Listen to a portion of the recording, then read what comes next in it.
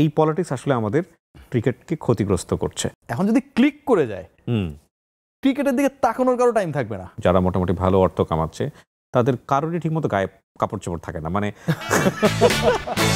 Public জানে যে এরা কারা। আমার বিরুদ্ধে যদি কেউ মামলা করে ওটা চোর বাটপার ছাড়া তো কেউ মামলা করবে না। পথে পাপন পার্থক্য হইল না তো। এখন পর্যন্ত পাপনের দুর্নীতির কোনো শ্বেতপত্র গত 9 মাসে উনি কেন প্রকাশ করলো না? এটা কি ভয়ঙ্করতম ছোট মানসিকতা হতে পারে। তো 1 টাকার ক্রাইম হলো সেটা ফিনান্সিয়াল ক্রাইম। 238 কোটি টাকা বাংলাদেশ ক্রিকেট বোর্ডের প্রেসিডেন্ট কোনো ধরনের বোর্ড অফ ডিরেক্টরসের পূর্ব অনুমতি নিয়ে ট্রান্সফার করেন। ওনার সাথে আপনার সম্পর্ক কেমন? একটা টেক্সট করেছিলেন যে থ্যাংক ইউ ছোট ভাই। আমরা শুধু বুঝি যে ঠিক মতো ছক্কাটা মারলো কিনা, জি 4টা হইলো কিনা, কয় ওভার পরে বল চেঞ্জ করতে হয়। 25 জন ডিরেক্টর ধরেন আছে, আপনি জিজ্ঞেস করবেন, বাইচা জিজ্ঞেস করবেন, বলতে পারবে না। সাকিবরা কি মানবে? তখন যখন মানে না তখন বলে ও বেয়াদব, ও মনে হয় বাংলাদেশের আম্বানি অথবা টাটা বিড়লা। এই যে একটা ভাব নেয়, মনে করেন অ্যাটাকিং মুড একটা শিল্প। একজন বিশাল সন্ত্রাসী, ও মাশরাফিরে পছন্দ করে। এই জিনিসটা তো মাশরাফির ভক্তদেরকে তো কষ্ট দিছে। তামিম ইকবালকে নিয়ে একটা আলোচনা হচ্ছে যে তিনি আরেক দলে জয়েন করতে পারেন। এটাও যদি হয়, আমি আমার কন্টেন্টে বলেছি যে এটা তো অন্যায়। ওই গিরিঙ্গি বা গুটি না করে আর যে কিবরিয়া হওয়া ভালো। আমাদের স্পোর্টসে যারা আছেন কর্তা ব্যক্তি, তারা আতঙ্কের মধ্যে থাকেন যে না, এখানে যদি একটা ভুল হয়ে যায়, আজিম তো আছে, আজিমের সামনে পড়লে বিপদ আছে। ক্রিকেট নিয়ে আসলে আমরা কোন অবস্থার মধ্যে আছি? বাংলাদেশের ক্রিকেটের আসলে কি অবস্থা? আমরা একদমই ভালো অবস্থায় নেই। মানে বাংলাদেশে আপনি দেখেন, আপনি আপনার মতো করে আপনার পায়ে দাঁড়িয়ে আপনার কাছে মনে হয়েছে যে আপনার একটা নিজের স্টুডিও আপনার মতো করে বানানো দরকার। আপনি দারুণ একটা স্টুডিও করেছেন কিবরিয়া ভাই, তাই না? আপনার থেকে বা আমার থেকে অনেক সামর্থ্যবান বাংলাদেশ ক্রিকেট বোর্ড, ট্রু, তাদের কি একটা নিজের মাঠ আছে? এখনো নাই। না, আমার ক্রিকেট বোর্ডের ফান্ডে 1000 কোটি টাকা প্লাস আছে, একটা মাঠ নাই।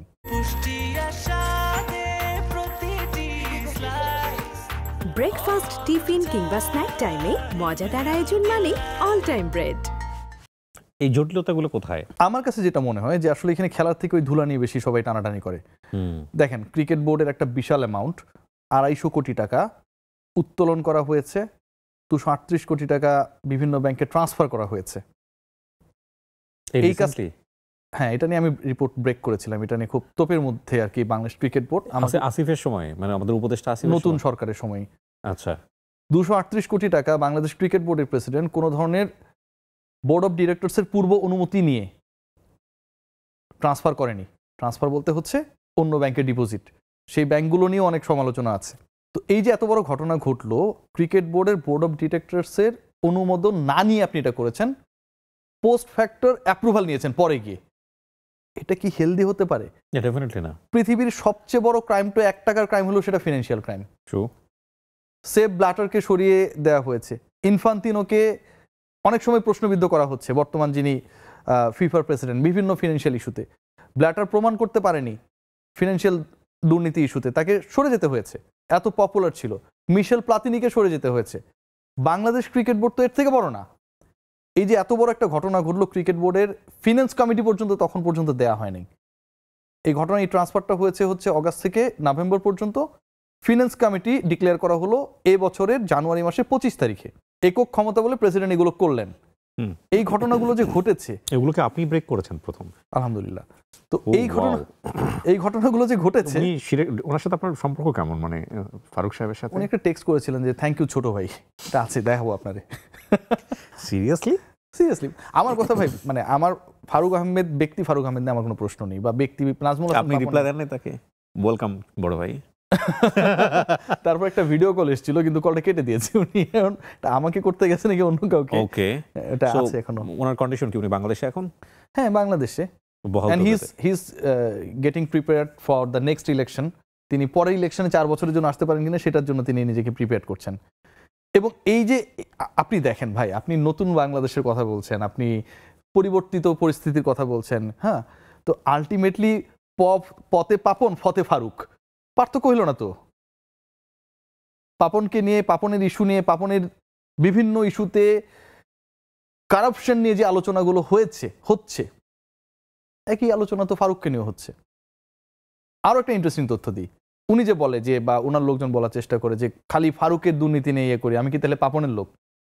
এখন ধরেন আমি পাপনের লোক, ধরেন পাপনের সময় তো বলেছি না, আপনি তো দেখেছেন প্রচুর বলেছেন। তাদের কথাই যদি আমি ধইরা নিই যে আমি পাপনের লোক, ফারুক আহমেদ তো পাপনের লোক না। এখন পর্যন্ত পাপনের দুর্নীতির কোনো শ্বেতপত্র গত 9 মাসে উনি কেন প্রকাশ করলো না? উনি তো বিসিবি প্রেসিডেন্ট, উনি কেন করলো না? আচ্ছা, আমাদের মতো জনগণ, মানে সাধারণ জনগণ, ধরেন যারা আমরা অত বুঝি না, আমরা শুধু বুঝি যে ঠিক মতো ছক্কাটা মারলো কিনা, জি, চারটা হইলো কিনা, দেশটা মানে দলটা জিতলো কিনা, এবং জিতলেই আমরা খুশি। আমরা ভুলে যাই আমাদের ক্রিকেটাররা ভালো করছে না খারাপ করছে, ব্যক্তিগত জীবনে কতটা খারাপ করছে, এগুলো আমাদের কথা না। ওদের মাঠে ভালো করেছে, ডান। তাদের জন্য আসলে কি আপনার কি বলার আছে? আমরা আসলে সেই ক্রিকেটটা কবে পাবো? আমরা না, পাবো কি আসলে? আমাদের মানুষ যারা আসলে ক্রিকেটটাকে ভালোবাসে, এখানে তো কোনো ধরনের পলিটিক্স নেই। আমরা পুরো আমাদের এই ভালোবাসাটাকে অশ্রদ্ধা করি ক্রিকেটের সাথে, অ্যাডমিনিস্ট্রেশনের সাথে এবং মাঠে খেলার সাথেও অনেকে যারা জড়িত এরা। আপনি খেয়াল করে দেখেন, মানে এটা অনেকের পক্ষে বিপক্ষে যাবে। দুইটা ইস্যু নিয়ে আলোচনা করি। একটা হচ্ছে যে সাকিব আল হাসান, মাশরাফি বিন মুর্তজা পলিটিক্সে চলে গেলেন। কি ভাবে? আপনি ভেবে দেখুন তো, যে সাকিব মাশরাফির যদি নড়াইল আর মাগুরার মানুষের সেবা করার দরকার হয়, তাদের কি পার্টিকুলার কোনো একটা রাজনৈতিক দলে যাওয়ার খুব দরকার? এমনিতেই পারে ভাই না, কিন্তু মাশরাফিকে তো বোধহয় ডেকে নিয়ে বাধ্য করা হয়েছে বা এরকম একটা ব্যাপার ছিল। মানে আমি যদি বাধ্য না হই, হ্যাঁ ঠিক আছে, সেটা তো সুন্দর করে মাশরাফি তো আমার থেকে অনেক বড়। আমাকে যদি ফারুক আহমেদ কনভিন্স করতে না পারে, মাশরাফিকে তো কনভিন্স করতে পারার কথা না।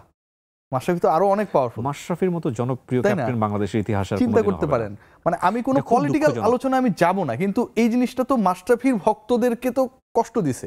যে কথার কথা অন্য দল করত, ধরেন একজন বিশাল সন্ত্রাসী, ও মাশরাফিরে পছন্দ করে মাশরাফি খেলার জন্য, ওকেও তো কষ্ট দিছে। একজন সন্ত্রাসী তো কারো না কারো বাবা না? ওই সন্ত্রাসীকে ধরলে তার বাচ্চার কষ্ট হয় না? তো ওই সন্ত্রাসীও তো ধরেন মাশরাফি বা সাকিবের তো ফ্যান ছিল। তামিম ইকবালকে নিয়ে একটা আলোচনা হচ্ছে যে তিনি আরেক দলে জয়েন করতে পারেন। এটাও যদি হয়, আমি আমার কন্টেন্টে বলেছি যে এটা তো অন্যায়। কেন তাকে রাজনীতিই করতে হবে? কেন? এই ট্রেন্ডটাই খারাপ। আপনি দেখেন, আমাদের হচ্ছে পঞ্চপাণ্ডব বলি 5 জন, তার মধ্যে 3 জন অলমোস্ট বিভিন্ন পলিটিক্যাল মুভমেন্টের মধ্যে আছে, বাকি থাকে 2টা। এই পঞ্চপাণ্ডব তো তৈরি হয়েছে যখন তারা নিরপেক্ষ ছিল, সবার জন্য বাংলাদেশকে রিপ্রেজেন্ট করে লাল সবুজের জার্সিতে খেলছে। তখন জার্সি খুলে রাখার সাথে সাথে যদি এই ঘটনা ঘটে, এটা তো প্রতারণা। এটা সাধারণ মানুষের সাথে প্রতারণা। ক্রিকেট বোর্ড, আমি বললাম না যে আরজি কিবরিয়া, আপনি আপনার কষ্টের টাকা আপনি একটা স্টুডিও করেছেন, আপনি অনেক খরচ করেছেন, আপনি যখন ব্যয় করছিলেন আপনার মাথার মধ্যে মনে হয় কাজ করছিল যে এটা আমি তুলবো কিভাবে। আমাদের ভাই হিসাব করতে হয়, আমরা তো 2 নম্বর কেউ না, আমরা 2 নম্বর কেউ না ভাই, ঠিক আছে? তো বাংলাদেশ ক্রিকেট বোর্ডে এতগুলো টাকা যেটা উত্তোলন করছে, আরেক ব্যাংকে দিচ্ছে, সেখান থেকে নাকি বেশি প্রফিট পাবে, এই কারণে টাইমও পায়নি বোর্ড অফ ডিরেক্টরসের অনুমতি নেওয়ার জন্য। এরকম আমরা অনেক আলিবিলার গল্প শুনি। আমার প্রশ্নটা হচ্ছে, এই টাকা দিয়ে আপনি করবেনটা কি? কোন ঘোড়ার ডিম করবেন? আপনি তো মাঠ করতে পারেন নাই। পুরোপুরি ডিসিটফুল আচরণ। গত 19 বছরের মধ্যে বাংলাদেশ সবচেয়ে বাজে র্যাঙ্কিংয়ে ওয়ানডেতে।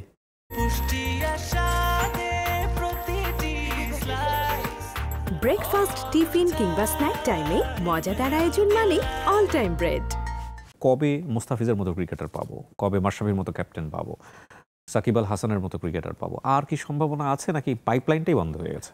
সবচেয়ে ইন্টারেস্টিং ব্যাপার কি, মানে আমরা কিন্তু ওই যে জমানো অর্থ খরচ করে করে করে করে একটা সময় শেষ হয়ে যায় না, ওই অবস্থায় আছি। আপনি টপ 5 ক্রিকেটারের কথা যদি বলেন, এগুলো কিন্তু এখন থেকে প্রায় 20 বছর আগের হিস্ট্রি। ওই টেনে টেনে টেনে টেনে আমরা চুইংগামের মতো বানানোর চেষ্টা করছি। একটা পর্যায়ে গিয়ে ওই চুইংগামও কিন্তু ছিঁড়ে যায়। এর মাঝখানে কিন্তু আমরা কোনো কিছু ক্রিয়েট করিনি। সবাই এদেরকে দিয়ে হচ্ছে ব্র্যান্ডেড হবার চেষ্টা করছে। বাংলাদেশ ক্রিকেট দল তো নতুন ক্রিকেটার তৈরি করতে পারেই নাই। ফিউচারে এমন একটা অবস্থা, পাকিস্তানে বাংলাদেশ খেলতে যাবে কি যাবে না, এই আলোচনা যখন হচ্ছে, আমি একটা পুল করেছিলাম যে আপনারা কি সাপোর্ট করেন, বাংলাদেশ যাবে, যাবে না, অথবা অন্য সময় খেলা হবে। ওই পুলের নিচে অনেকেই কমেন্ট করেছে যে বাংলাদেশ আমরা চাই যাক, ওইখানে গিয়ে যেন আর ফেরত না আসে। মানুষ কতটা ক্ষিপ্ত, আপনি কমেন্ট বক্স গেলে ওই জিনিসগুলো দেখতে পাবেন। মানুষ কতটা ক্ষিপ্ত, মানে আমরা কাউকে ক্রিয়েট করতে পারি নাই।